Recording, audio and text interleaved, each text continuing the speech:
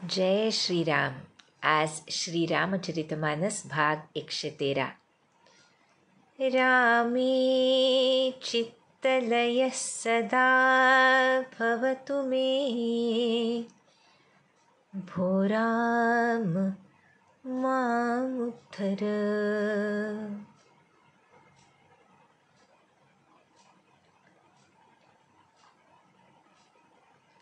भगवंत चरणी रती निर्माण होण्यासाठी आणि चित्ताचा लय होण्यासाठी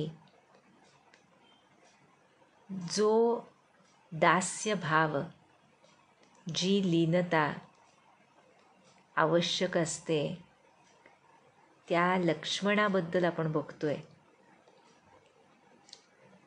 दास्य भाव ही जगातली सर्वात अवघड अशी कसरत आहे. म्हणजे ज्यांचा तो भाव सिद्ध झाला त्यांच्यासाठी ते प्रयत्न नाहीत, त्यांच्यासाठी तो सहज भाव आहे, जसा लक्ष्मण किंवा मारुतीराय. पण दास्यत्व अंगी बाणवण्यासाठी या दासश्रेष्ठांचं चरित्र, त्यांच्या आयुष्यामधल्या घटना, ते कसे वागले, काय बोलले, त्यांचा भाव कसा होता, कसे नीतिधर्मानं शुद्ध आचरणानं राहिले, अनंत म्हणजे ते 2 उदाहरणं आत्ता आपण रामायण बघतोय म्हणून, पण अशी अनेक उदाहरणं आहेत, अनेक संत महंत आहेत. प्रत्येक संत हा दास्य भावातूनच पूर्णत्वाला पोहोचलेला असतो बहुतेक वेळा.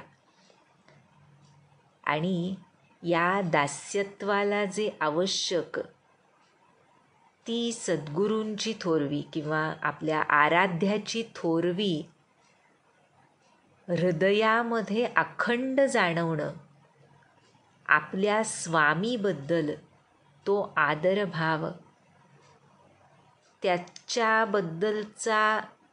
त्याच्याबद्दलची कृतज्ञ भावना, ही ज्याच्या अंतरामध्ये सदोदित वास करते, त्याला दास्यत्व अंगी बाणवण्यासाठी काही वेगळे प्रयत्न करावे लागत नाहीत.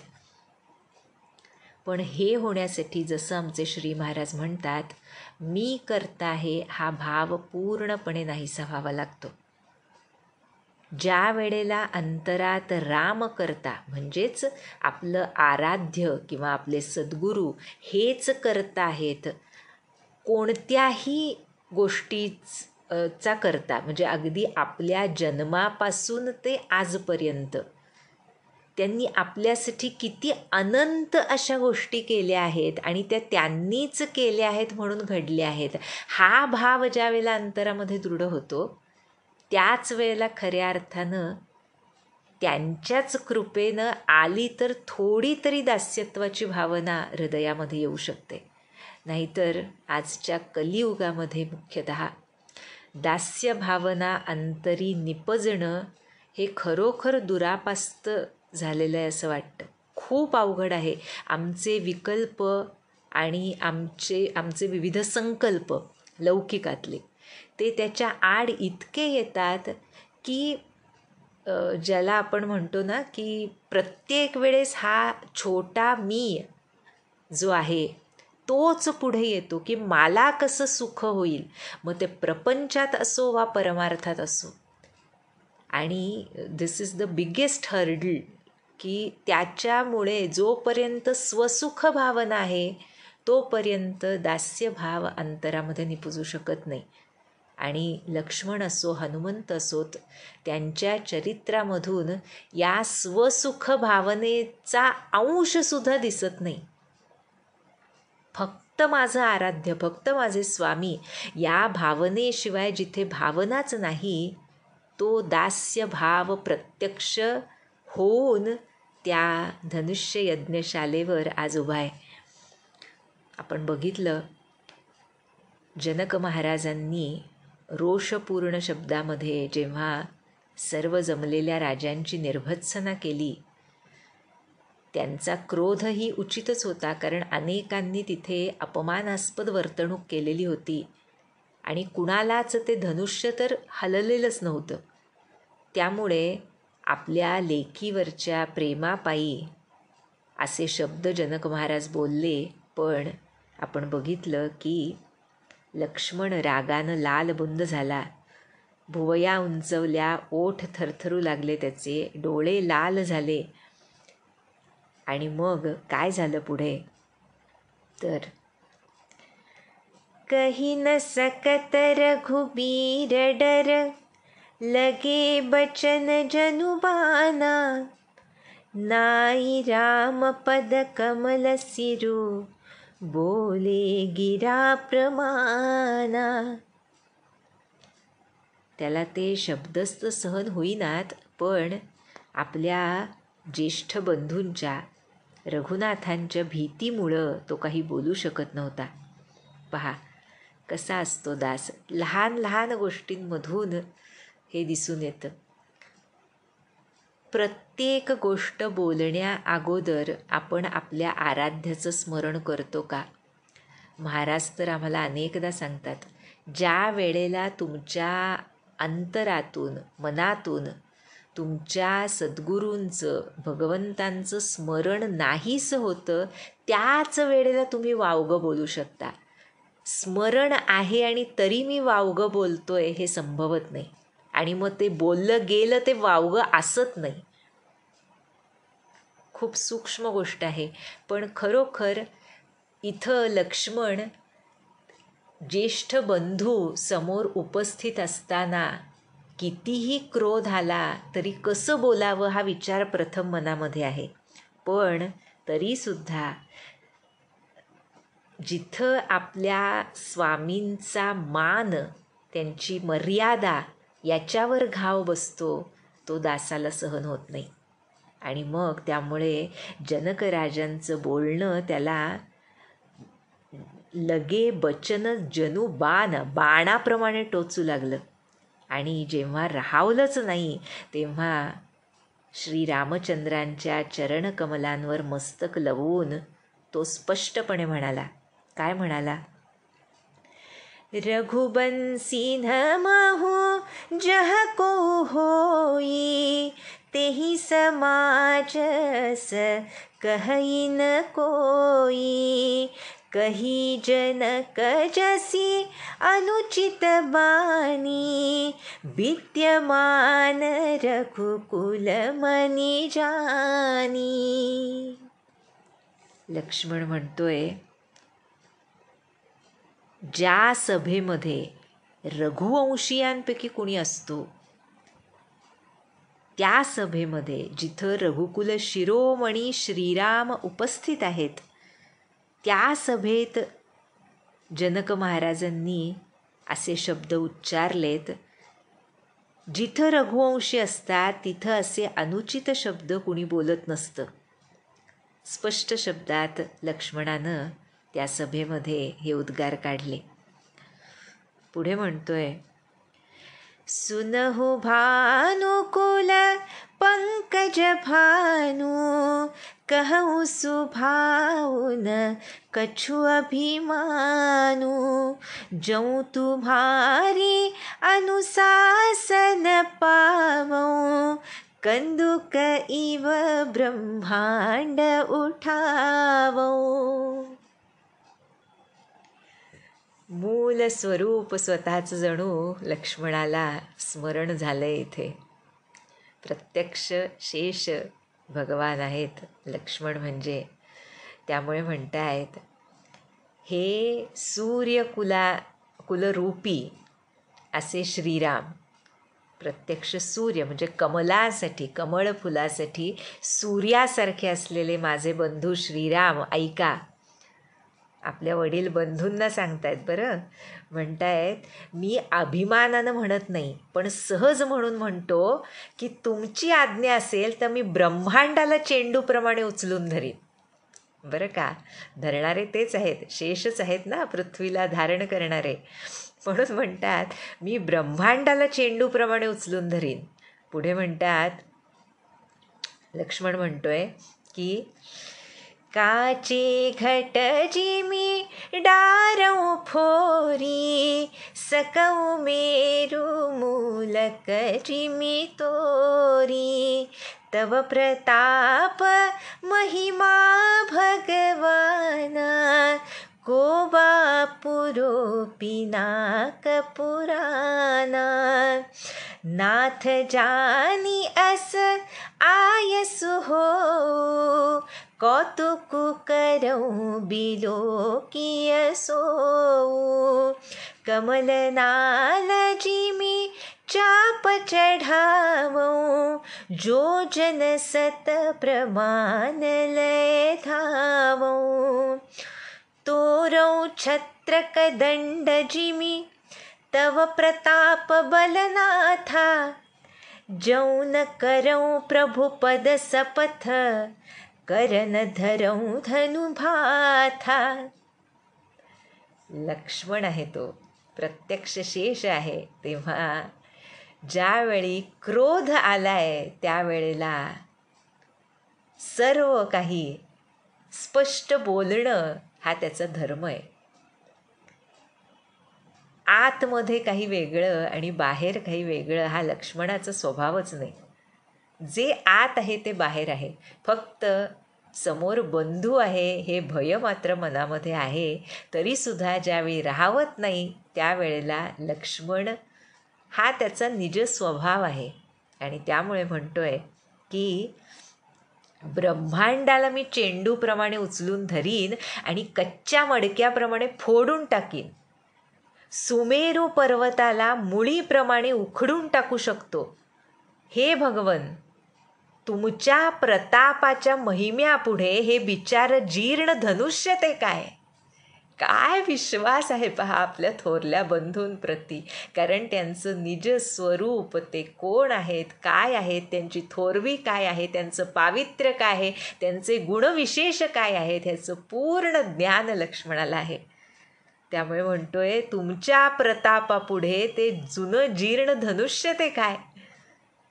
हे नाथ, तुम्ही जर मला आज्ञा द्याल तर मी कौतुक करो, गंमत करून दाखवतो. ती पहा तर खरं.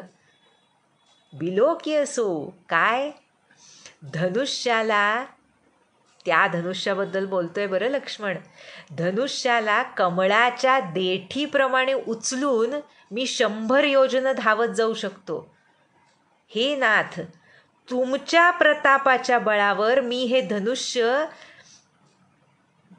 तोरौ छत्रक दंड जिमी, छत्रीप्रमाणे तोडून टाकू शकतो तुमच्या प्रतापाच्या बळावर.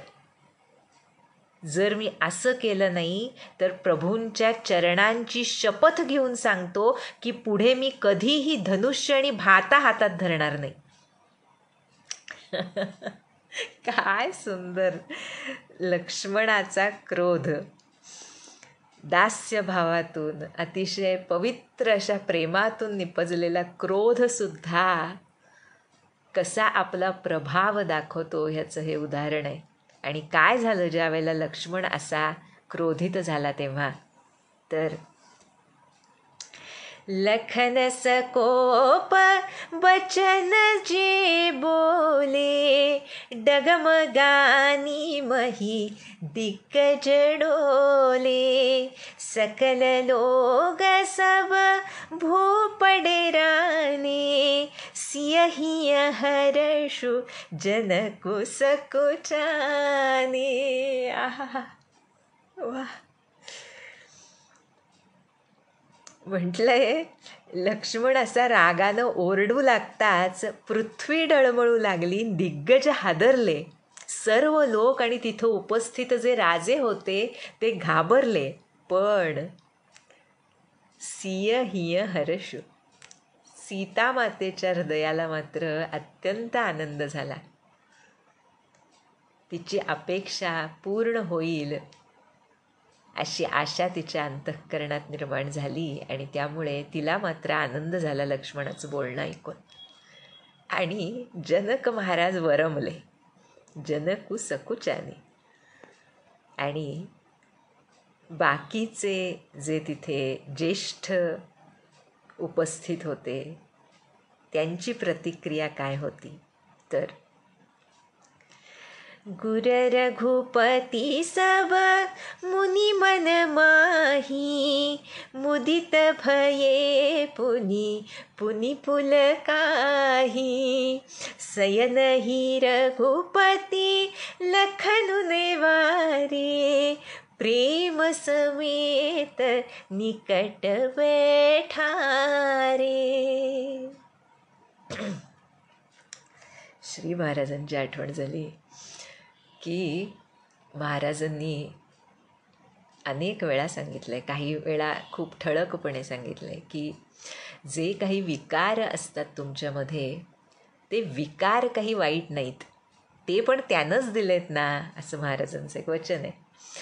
फक्त म्हणतात त्या विकारांचा सुयोग्य उपयोग जो करतो, त्यांना भगवंताकडे जो वळवतो, त्याला ते विकारसुद्धा गुण ठरतात. तसं इथे हा लक्ष्मणाचा क्रोध हा अनुचित विकार नाही. तो कसा योग्य आहे आणि त्याचं प्रमाण काय, हा क्रोध योग्य आहे याचं प्रमाण काय, तर तिथे उपस्थित असलेले गुरु विश्वामित्र, श्री रघुनाथ आणि सर्व मुनीश्वर मुनिवृंद तिथे जो उपस्थित आहे, त्यांना या लक्ष्मणाच्या क्रोधानं मनातून आनंद झाला आहे. पहा कसं असतं. आणि पुढं म्हटलंय, मुदित भये पुनि पुनि पुलकाही, वारंवार ते रोमांचित होऊ लागले.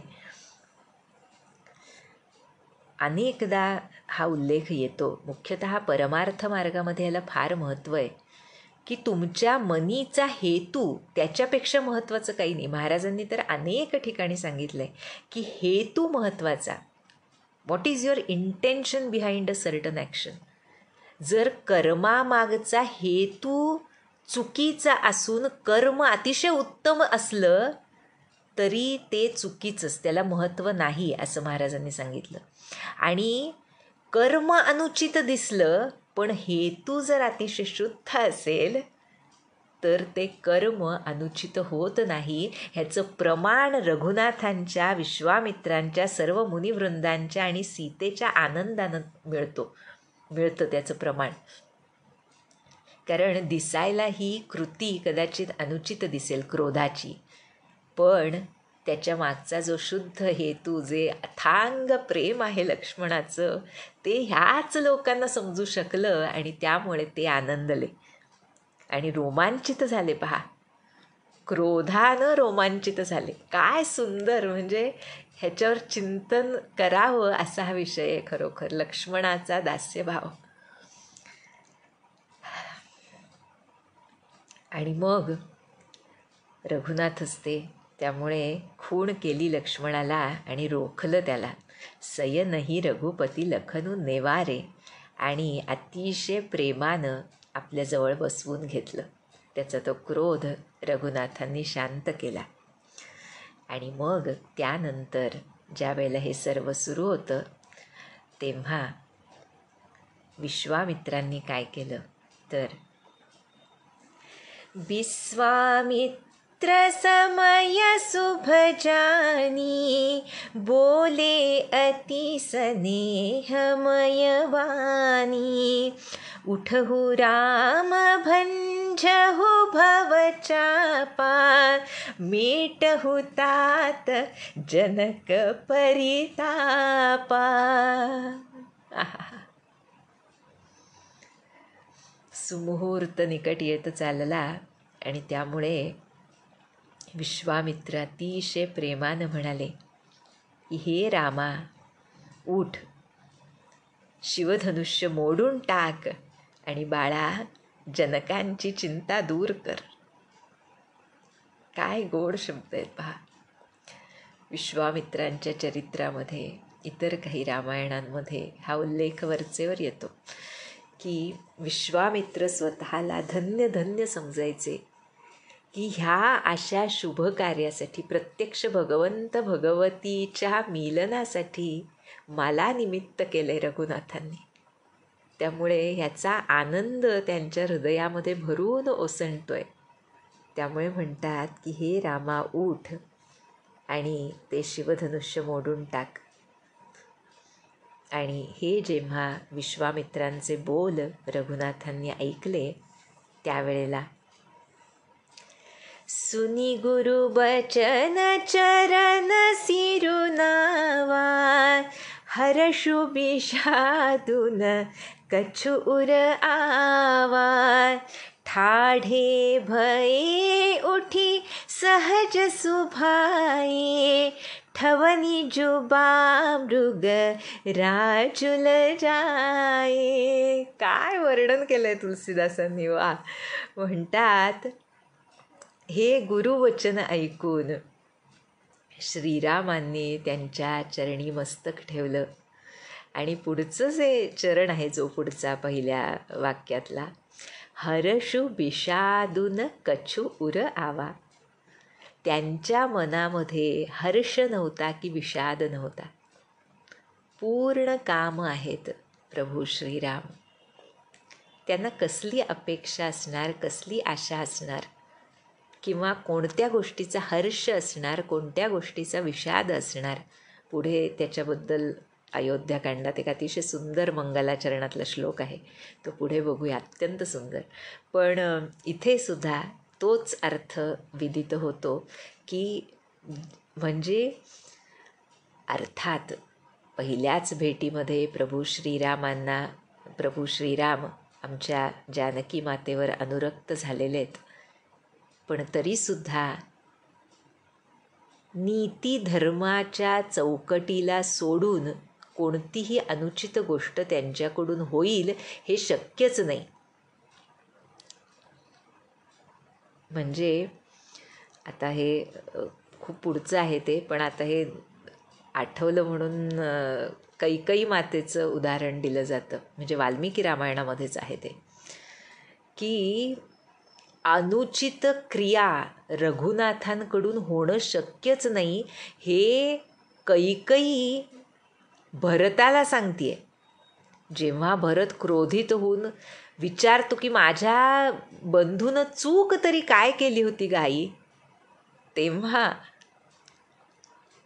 माता कैकई म्हणते की काय बोलतोस तू हे, माझा राम चूक करेल, कोणीही जिनं रामांना वनवासात पाठवलं. पण त्यांच्या नीतिधर्मयुक्त आचरणाबद्दल शंका घेणं त्यावेळी सुद्धा तिच्या मनाला शिवलं नाही. असे हे श्रीराम. त्यामुळे इथे म्हणतायत हर्षु विषादून कछु उरावा. म्हणजे इथे गुरु आज्ञा यालाच सर्वाधिक महत्त्व आहे.